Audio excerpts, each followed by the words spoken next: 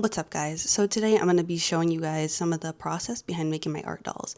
I got really inspired to make a unicorn because I've been getting hella content of the last unicorn on my timeline lately.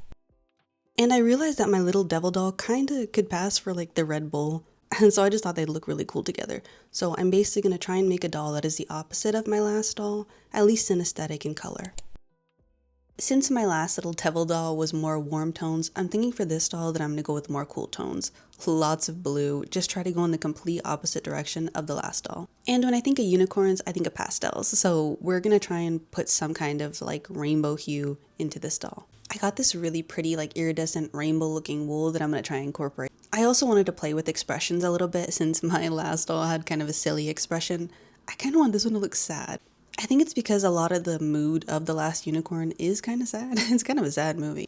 I do still, however, want it to look like, my own thing. I don't want to take too much from the movie. I unfortunately didn't get a lot of the sculpting in this video. I kind of did some short content, which I'll throw in just so you can see some of the process.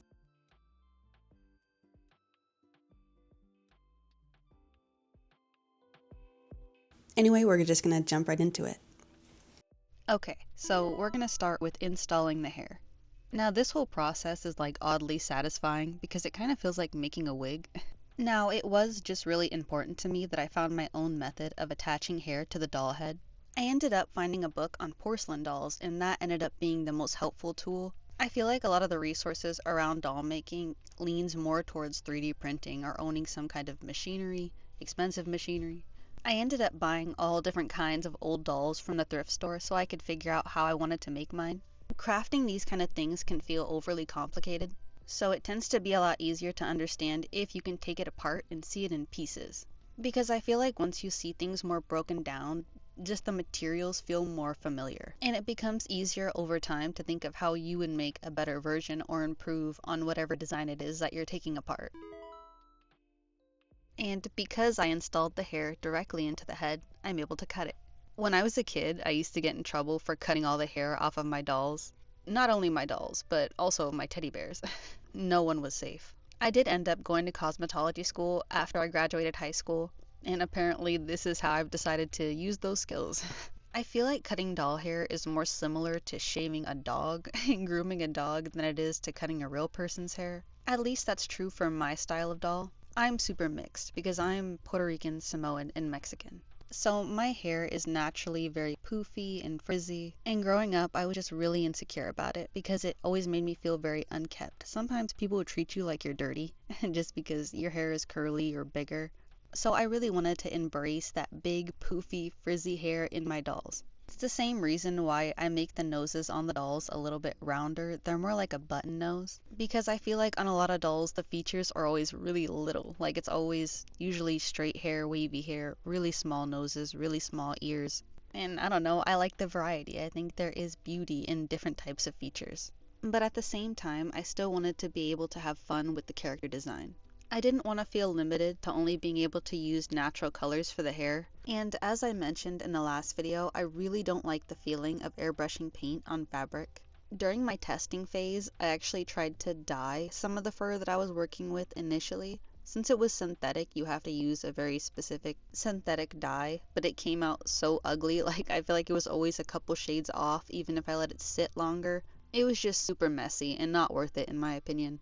So all in all, that's why I decided to kind of create my own way of attaching the hair. There is some limit to the styling because of the type of material that I use for the hair, but I've heard good things about using hot water or steam, so I'm definitely going to try that out next time.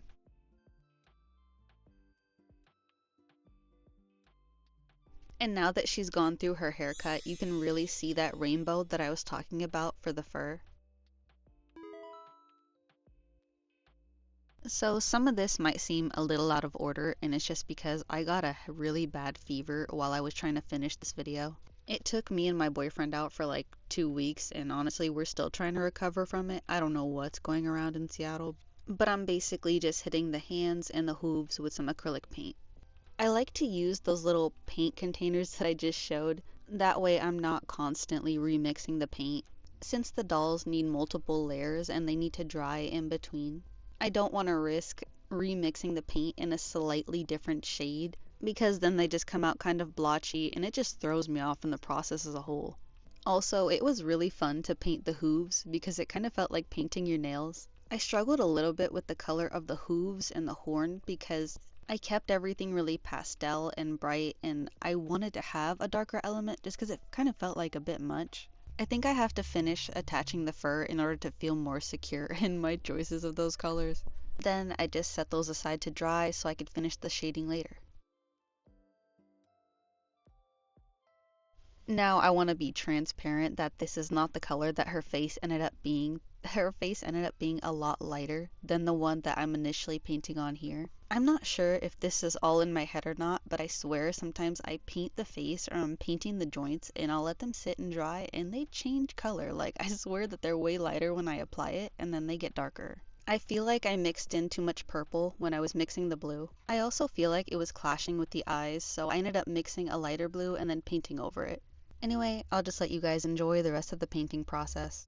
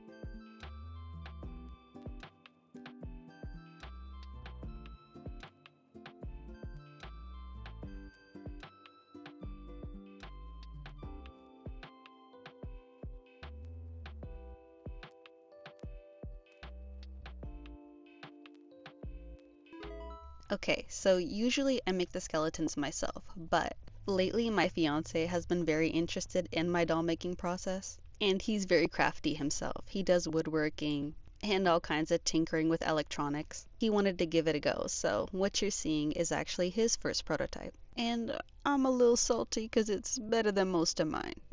I just cut a little bit of the length off of the arms and the legs because I do like a shorter body. Like I said before, if the skeleton is too tall, it makes the doll look kinda terrifying. Anyway, I'm just testing the joints and the head to make sure that everything fits on securely without too much extra space. I'll probably never record myself actually putting the adhesive on to attach the parts just because it's super messy and it stresses me out when it gets on my hands. I'm gonna stop here because I need to add some more reinforcement to the base of her body, but I have to run to the store to do that, and I still need to felt, so that's gonna be in the next video. If you have any ideas for any future dolls, feel free to leave them in the comments. I'm always trying to think of new, interesting characters to create. Anyway, that's all for today, guys. I know it was kind of a weird place to stop, but the needle felting takes me a while to finish, so I think I'm gonna put that into the next video. Anyway, that's all. Thank you guys so much for watching, and I'll catch you in the next one.